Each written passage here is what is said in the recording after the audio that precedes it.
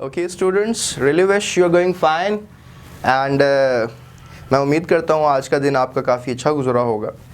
तो आज के टॉपिक में हम बात करते हैं चार्ल्स के बारे में। चार्ल्स एक गुब्बारा फुलाने वाला साइंसदान था। Now you will be thinking कि ये गुब्बारा फुलाने वाला साइंसदान सर क्या कह रहे हैं। तो इंग्लिश में उसको बैलूनिस्ट कहते हैं, right. Do you know what is पगाना? तो you just need to comment this कि पगाना क्या होता है, राइट। बहरहाल चार्ल्स जो था ये एक बड़ा कमर्शियल साइंसदान था और he was an amazing scientist. You can say that कि he was the first ever scientist जिसने सोचा कि गैसेस को एक्सपैंड किया जा सकता है। गैसेस को एक्सपैंड किया जा सकता है। You will be thinking sir ये कैसे आप बात कर रहे हैं, गैसेस को कैसे एक्सपैंड किया जा सकता है? स्टूडेंट्स, गैसेस को वाकई में एक्सपैंड किया जा सकता है। अगर फॉर एग्जांपल आपके पास एक सिलेंडर है, अगर आप उसमें आपने गैस ली हुई है और प्रेशर लिया हुआ है, लेट्स से 1 atm प्रेशर लिया हुआ है आपने, और there is some volume, let's say 1 decimetre cube जो है वो आपके पास वॉल्यूम है, और लेट्स से दैट के अभी जो रूम टेम्परेचर है उसके ऊपर ही आप सारी बात कर रहे थे। चार्ल्स ने सोचा क्यों ना सिलेंडर का टेम्परेचर बढ़ा दिया जाए। और जब सिलेंडर का टेम्परेचर 50 डिग्री सेल्सियस किया गया तो चार्ल्स ने एक बड़ी इंटरेस्टिंग बात को नोटिस किया कि जो वॉल्यूम है, यानी जो V1 है, यानी जो वॉल्यूम है, वो सिलेंडर का इंक्रीज हो गया। प्रेशर कांस्टेंट है, यानी प्रेशर उसने चेंज नहीं किया, जस्ट उसने टेम्परेचर चेंज किया। यानी जो T1 था उससे उसने कन्वर्ट कर दिया T2 में, यानी 50 डिग्री में कन्वर्ट किया। यानी यू कैन से दैट कि उसने आग थोड़ी बढ़ा दी, टेम्परेचर मीडियम का ज़्यादा कर दिया, और फिर उसने देखा कि वॉल्यूम ज़्यादा हो गया गैसेस का। अच्छा, इसके पीछे कॉन्सेप्ट ये है स्टूडेंट्स कि जब टेम्परेचर 25 डिग्री पे था तो दो मॉलिक्यूल्स के दरमियान फासला काफ़ी कम था, लेकिन जब उसने 50 डिग्री सेल्सियस पे टेम्परेचर कर दिया तो मॉलिक्यूल्स के दरमियान फासला बढ़ गया। तो डेफिनेटली मॉलिक्यूल्स के दरमियान फासला बढ़ गया तो एज अ होल वॉल्यूम बढ़ गया।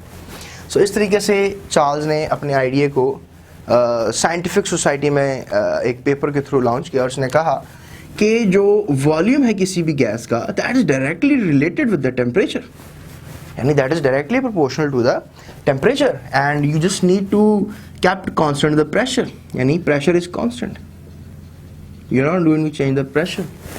और इस proportionality को जब उसने ख़त्म किया तो that literally states a kind of constant, and that becomes V is equals to KT, and we just find the K value, then just need to take this T beyond this volume value, so it becomes K is equals to KV over T। चलिए मैं आपको एक और चीज़ इसमें समझा देता हूँ। हमारे पास लेट्स से दैट कि एक सिलेंडर है और उसके पास उसमें हमारा जो V1 है, राइट, और उसमें प्रेशर डेफिनेटली कांस्टेंट है और ये T1 है। हमारे पास एक और सिलेंडर है और यहाँ पे हमारे पास जो प्रेशर है वो भी क्या है, कांस्टेंट है, ठीक है, और जो यहाँ पे हमारे पास वॉल्यूम है which is V2 and that is T1।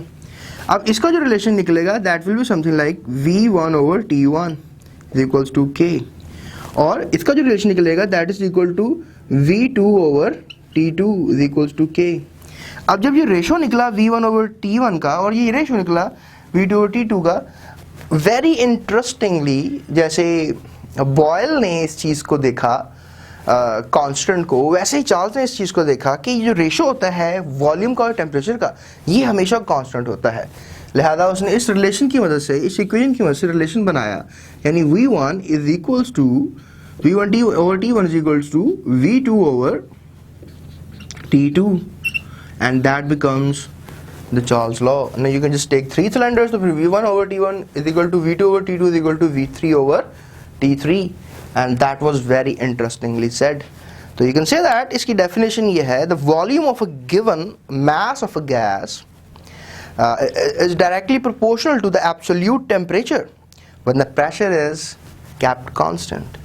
तो that was an amazing thought, and इसी लॉ को उसने इस्तेमाल किया, lot of gas cylinders, okay, and that's the balloon, the big balloon, right, and जब उसने नीचे बैलून्स में आग जलाई, टेम्परेचर गैस का बढ़ा तो बैलून्स, आपको पता है गर्म हवा ऊपर उड़ती है कि उसकी डेंसिटी कम हो जाती है, और जिस हवा की डेंसिटी जब ज़्यादा होती है तो वो नीचे होती है वो गैस, तो डेंसिटी जो कम होगी वो that will just really go in the upward direction.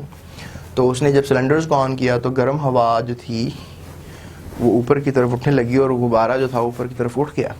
और बड़े मज़े की बात यह है कि उस गर्म हवा ने उस मास को भी कैरी करना शुरू कर दिया। यानी आप गुब्बारे वाले एक शिप पे बैठ के आराम से ट्रैवल कर सकते हैं। You can go in the upward direction, so that really make him the world best balloonist. और नो डाउट चार्ल्स एक अमेजिंग साइंसदान था। लिहाजा ये चार्ल्स लॉ मैंने आपको एक्सप्लेन किया। आई रियली विश कुछ ना कुछ आपने सीखा होगा इस लेक्चर से। और याद रखिएगा Charles law is very important for the interpretation of temperature with respect to volume. और अभी नेक्स्ट में मैं आपको एक्सपेरिमेंटल वेरिफिकेशन बता चुका हूँ, बल्कि एक्सपेरिमेंट में मैंने आपको एक्सपेरिमेंट वेरिफिकेशन भी करवा दी है। So you can say that Charles law and experimental verification, इस टॉपिक का नाम होगा एक्सपेरिमेंटल वेरिफिकेशन। और अभी जो नेक्स्ट लेक्चर होगा मेरा, उसमें इंशाल्लाह मैं आपको एक एग्जांपल करवाऊंगा ताकि आप थॉटफुली इस टॉपिक को 100% क्लियर कर लें, ठीक है। उसके बाद फिर मैं एक लेक्चर आपको दूंगा डेरिवेशन ऑफ एब्सोल्यूट ज़ीरो पर, कि एब्सोल्यूट ज़ीरो क्या होता है, उसको कैसे ड्राइव किया जाता है। और फिर लास्ट में इस टॉपिक से रिलेटेड ग्राफिकल एक्सप्लेनेशन मैं आपको एक्सप्लेन करूँगा कि चार्ल्स ने जो है वो कैसे इस लॉ को दिया और फिर उसको कैसे ग्राफ बनाया जा सकता है, ठीक है। So that's it for today's lecture. Inshallah, I will meet you in the next lecture with the example. Thank you so much.